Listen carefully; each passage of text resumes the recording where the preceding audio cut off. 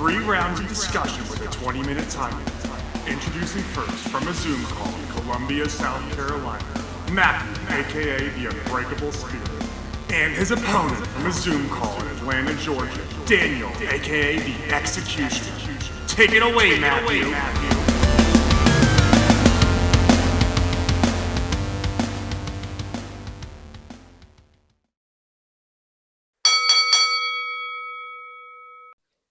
Hello, everyone. Welcome to At Odds with the Unbreakable Spirit and the Executioner, Daniel Travis. Yes, I am the Unbreakable Spirit. Obviously, we got yes, 3... episode number 6. Hey, you actually got it right this week. Golf clap for you. Oh, shut up. We got 3 great topics for you this week. 2 that are semi-related, and 1 that is actually not surprising. Topic First, number 1. We're going to start off with 205 Live possibly changing into a B show like Main Event or Who Remembers WWE Superstars? Fair enough. And the other 2 topics, we got some release news and... I'm afraid I've got some bad news again. Yes, for those of you who don't know, literally like as of this recording yesterday, Jeff Hardy was released from the company, and he may have trouble signing with AEW, but we'll cover those after topic number 1, which is 205 Live getting redone. So let's hop into it. Yes, and WWE deciding to do something with 205 Live. I'm just going to state the obvious, but who honestly gives a damn? Well, to be fair, we did say we were going to watch an episode, and I think we should just address really quick why we don't watch, aside from the fact we're not really interested in it. For those of you who don't know, we record in the United States where the WWE Network is on Peacock, and we don't know what time or day of the week 205 Live airs. Yeah, that's true. Besides, I already got like 12 hours of my week filled up with wrestling anyways. Raw, NXT, AEW, Impact, Dynamite, SmackDown, and Rampage. And then an occasional takeover or pay-per-view. Yeah, don't even get me started on pay-per-view weekends. Yeah. But speaking of, well, I will speak about that in a while. But yeah, and like Travis or the Executioner or whatever was saying last week how he doesn't really think the NXT Cruiserweight title was necessary because we had 205 Live. Now that we're not, the Cruiserweight title has a permanent home, dipshit idiot. Hey, it's my job to insult you, you dickweed. Maybe I'm just being petty because of the punishment and whatnot. So yeah, about WWE renaming, how do you feel about that? Because honestly, for me, I mean, it's interesting, but I'm kind of surprised it took them so long. Yeah, I totally agree with you on that because 205 Live, like when it started out, I watched a few episodes and I got bored of it. And Drake Maverick became the GM. I watched literally 1 episode of that era. Don't forget, it started back in 2016 as a part of Monday Night Raw with all the purple stuff. Yeah, the Raw Cruiserweight division. Which, to be honest, I think with how long Monday Night Raw is, I can't believe I'm going to say this, but maybe you should go there. Yeah, or maybe like the Cruiserweight division will be a permanent fixture of NXT. Yeah, that too. Because they have the NXT Cruiserweight Championship. Yeah, but them deciding to rename 205 Live, Okay, here's Well, a it'll question. become like a main event. Yeah, it's not like that becomes even less. It's not like people watch that show, but anyway, Yeah, yeah, there was like someone did mention that and said like 205 Live's gonna become like a main event, even though people don't watch that. Bless them. yeah. Which here's my question: are they still gonna call it 205 Live? Or are they gonna give it like? Is it No, gonna no, be no, called no, like no, no, no, 205 no, Live like no, 2.0? no, no, God no. That would make it still a brand. It's gonna have a different name because you can't have a show with the 205 weight division number and then have like a 250-pound John Cena appearing on it. Admittedly, it will still have the 2, the 0, and the 5, but it would be a light heavyweight. Or actually, I think the limit for light heavyweight is 240. So it'd Yeah, be a heavyweight. you know, I honestly, the one thing I do hope with WWE renaming 205 Live to whatever and make it like some sort of main event show is maybe they give talent that they don't use a whole lot of, like Yeah, Shelton I would like Benjamin it to be something to called do. like I'd like it to be called like Breakout, but we got a few seconds. We're gonna take a quick break We before we only get into got 2 some minutes. release news. Oh shit, you're right. My bad. I was seeing the seconds, not the number, not the Uh, minutes. So here's my middle finger to you. oh, you too. Anyway, sorry about that, guys. I literally have not been up very long, and instead of having a water break, I'm drinking a Coca-Cola. So Yeah, trying to get some energy, you know. yeah, but you know, with them renaming 205 Live, I am curious, and I just hope that that show is. I mean, I hate to say this, but if WWE actually wants us, the WWE Universe, to actually give a damn about their the 205 Live show, why don't they promote that show? Like literally, I'm not joking about this. I was at an NXT Live event in Largo back when I lived in Florida, and a kid talked about 205 Live, and I think one of the hosts of that said they should let this kid do their job because he talks up the cruiserweight division. I, I mean, Yeah, man, I miss going to NXT Live in Largo. It was a lot of fun. yeah, but the last thing I thought I will say about 205 Live is I hope that they actually do stuff with the show. And you know what? I will look up after this episode when, and I will announce on the following episode when we watch the damn episode just to see what the hell's going on. Okay, now for real, we got 10 seconds, and we're gonna take a quick break before we hop into some release news, which Again, it seems like a mainstay on the show. yes, we might as well just make a segment say, who got Dude, the released timer's this going week? off. Who cares?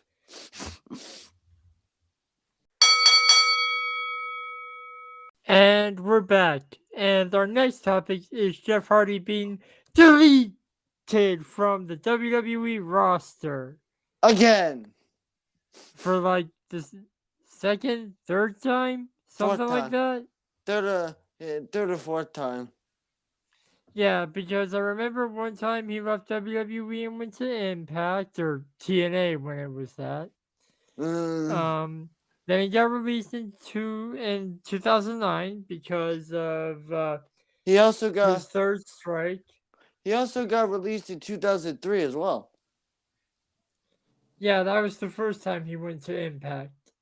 But you know what's kind of yeah, but you know what's sort of ironic about this is that Jeff Hardy was having a rivalry with CM Punk over him being Punk being straight edge, but now, and he's the one that's sober or some weird stuff.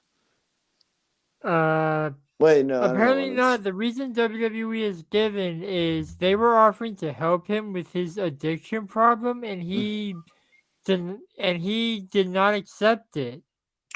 Interesting. Yeah, I don't really know. according to what I've read on Ringside News. Take it with a grain of salt because who the hell knows what to believe online. Fair enough, but they have like sources like Dave Meltzer, Ryan Alvarez, stuff like that. Yeah, but Jeff Hardy getting released again. I doubt he'll come back. Hey, Jesse, can you mute yourself?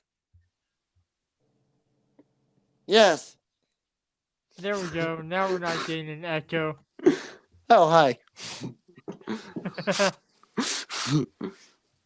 No, sorry. And yeah.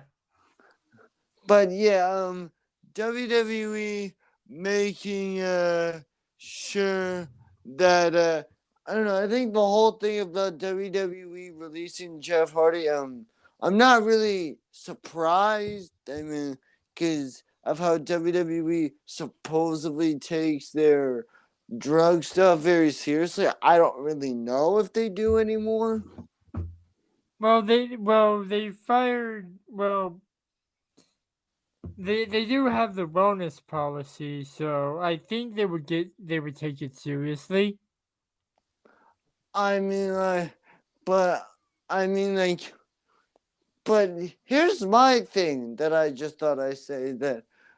I mean, yes, I guess you could have fired him, but why fire him when you could just, I don't know, freeze his contract and tell him to go home until he gets himself together or some shit like that? Well, that's why they have the strikes. The first 2 times are like suspension. Yeah, The I third know. time, get the out of my company. Yeah, but I don't know. Is that like Jeff Hardy is running WWE? I mean, what did he really do is in this run? Before Matt got released, he was a like multi-time tag team champion this run. At one time Intercontinental, but that's it. Did he win the Intercontinental Yeah, this run? he did. Okay. But honestly, like, I'm not gonna lie, people. Way back in 2009, Jeff Hardy was the reason I started watching wrestling. So the fact that he is no longer in my first love of wrestling is kind of a low blow. I mean, this will consider. But he had said in the past that his girls were the reason for him to get sober, but he keeps relapsing, it seems like. Yeah. Like, I know we're supposed to keep, like, the energy high octane here, like the cruiserweights, which we just talked about. Mm-hmm. But, like, this is a serious issue. Yes. I mean, like, if he was prescribed it, I think it'd be different because I have to take prescription meds. But other than that, I don't do dumb shit. Yes. Yeah, anyway, but yeah, just doing that, and I mean, with WWE releasing Jeff Hardy, I don't really think he's probably gonna come back. I would be surprised if he did. If he gets help, he could come back. But then we got about a minute left, and my last thought is maybe he'll go to Impact. Hopefully he can get his stuff together, but I'm not sure. Yeah, fair enough. Oh, I hope Jeff Hardy can get his things together and hopefully he can make his addiction problem obsolete. Yes, and I'm hoping that I'm just hoping Jeff Hardy can retire after winning the AEW tag team titles with his brother. Well, about that? We're actually going to cover that in our next segment after this quick break.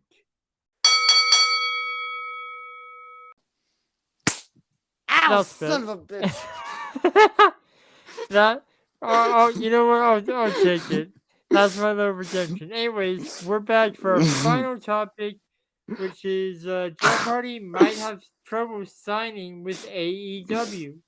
And Yes. I have a quote from the Wrestling Observer newsletter, which And I I quote. should subscribe to. And as my cohort said, and I And I quote, quote. Jake's. given his name value, one would think most companies would have interest in him. But for AEW, there has been a question regarding signing him due to the nature of him refusing rehab, a revitalization of the Hardy brothers, something nobody expected to happen again.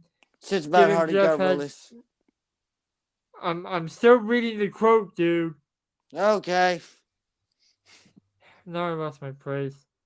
Nobody expected signing a new long-term deal with WWE, and that had a tag team pictured would be hard to turn down. It would have to be on a zero tolerance deal, which means no strikes. If Jeff relapses, if he signs with AEW, he's out of the company.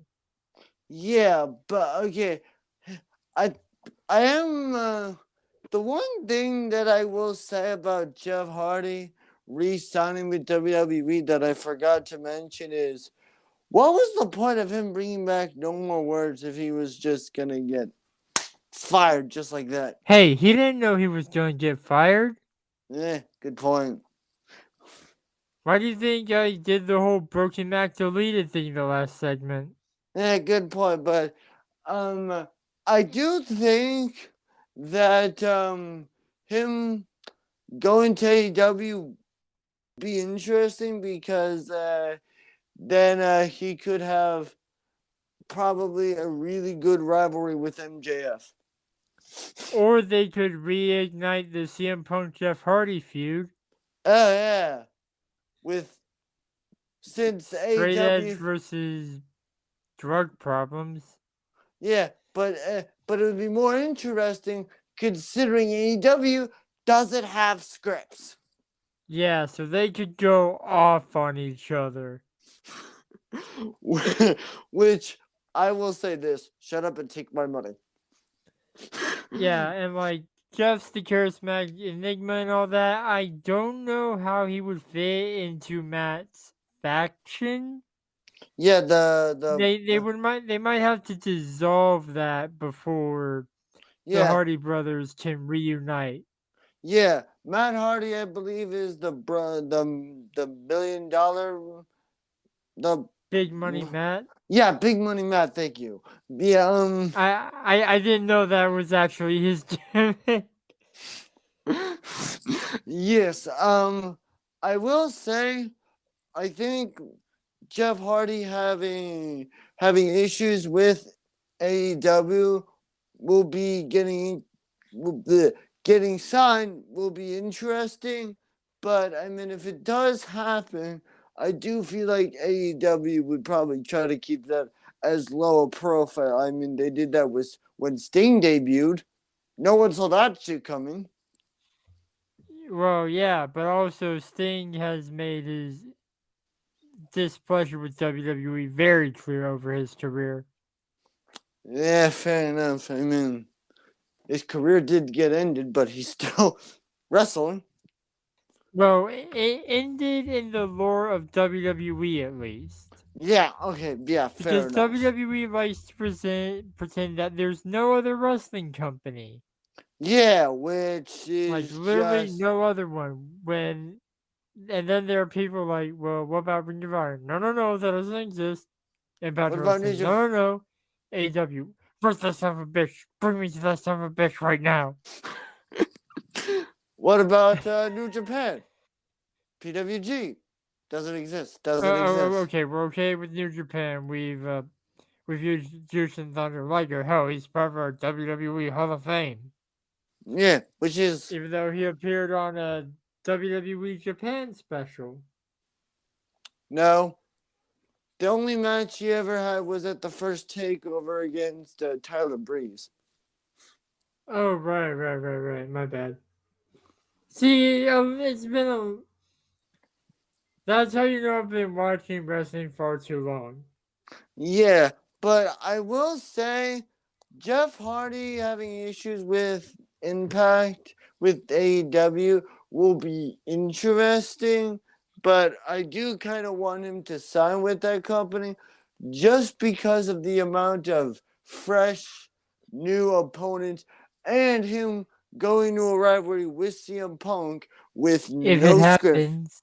If it happens with no script, will be interesting. Yeah, but I will say I can understand why AEW would be a little bit hesitant. I mean, their executive VP, Cody Rhodes, his father, as we all know, was the American Dream.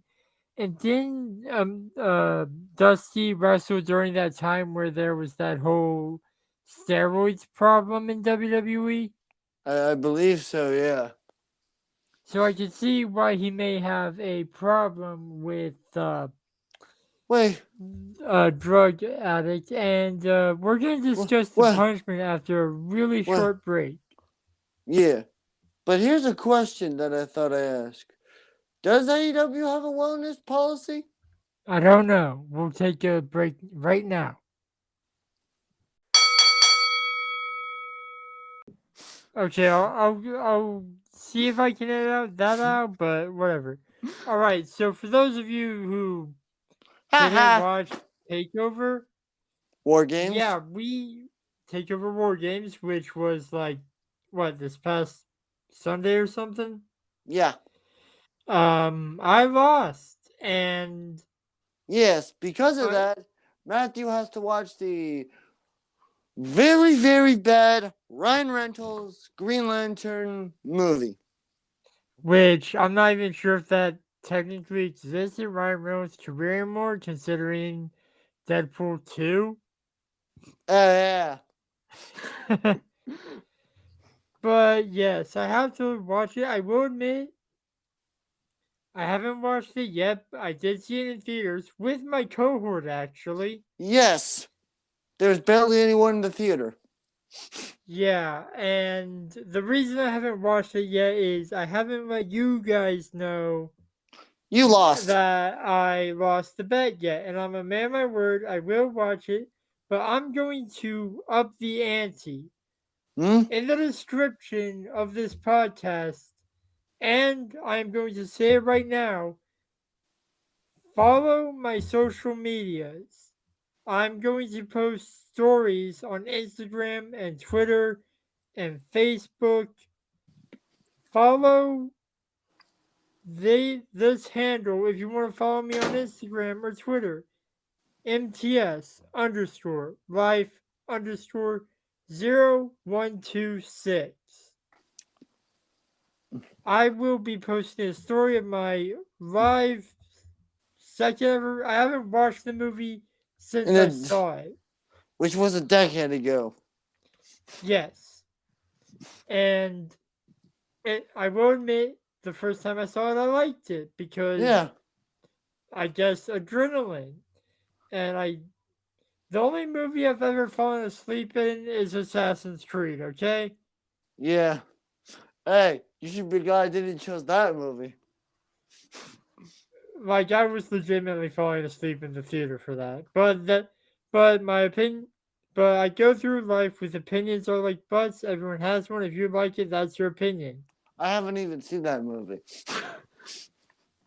The costume department looks like it has the budget of a CW show. Okay, wait. Speaking of that, I think that would be an interesting show.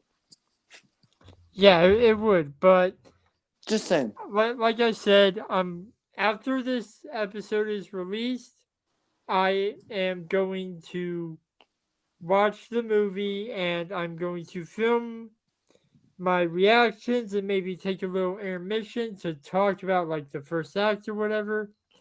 So I'm being serious. Follow me at MTS_life_0126 to get my Yes. opinion on the movie. Anyways, that's our show for the week. Thank you so much for listening. We'll be back next week with more debates and discussions. But until then, the Executioner and the Unbreakable Spirit will still be at odds. See you, losers. Bye.